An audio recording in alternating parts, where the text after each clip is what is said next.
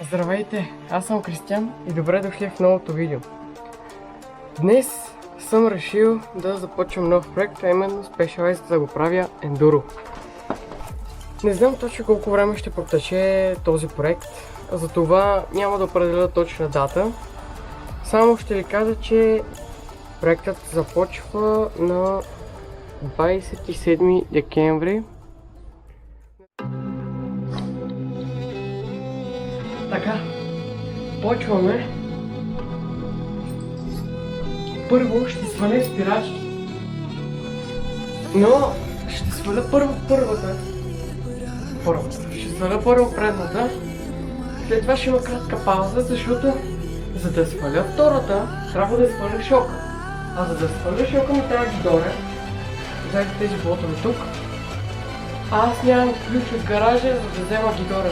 Така че свалям предната спирачка, малко почивка, за да ми донеса ключа и ще вземем гидорето и ще свалим шока и ще свалим задната спирачка.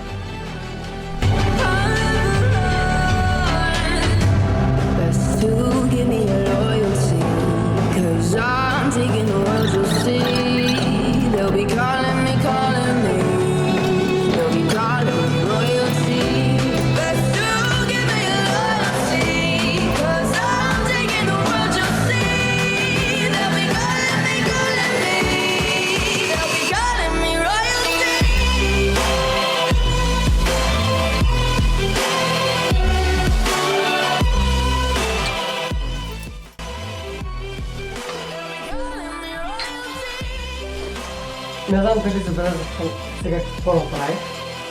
Не проверих на коя свалям ловчето. Знаете на коя съм свалил ловчето? На задната. Нищо. Така. Очистихме ето тази част тук. Ето тази тук. Вече сирот няма нищо общо. Сега чистих тази тук, тук, тук, цялото. Прох се почисти това, но това просто е захабено отгоре. То не иска да се почисти.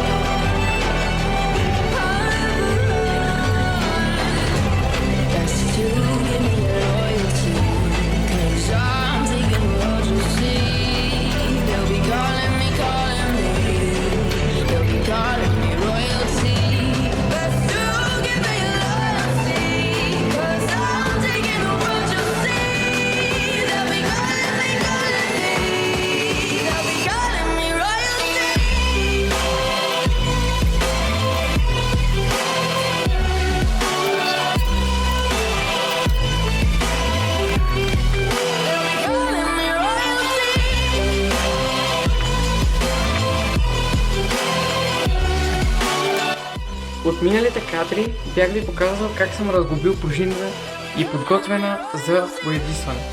Сега ще видите кадри от самия апарат, който е за изпръскване и сваляне на боята. Ето ги и тях.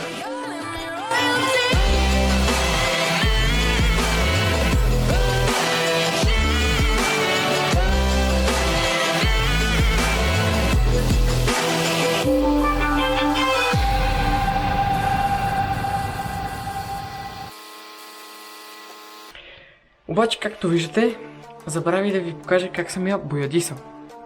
Но ще ви я покажа готова. Просто шока по съвсем различен начин изглежда. Браво бе! Браво бе, Филипс! Браво бе! Изглежда много по-добре, а сега е време да го сложим на колелото и да видим как ще изглежда.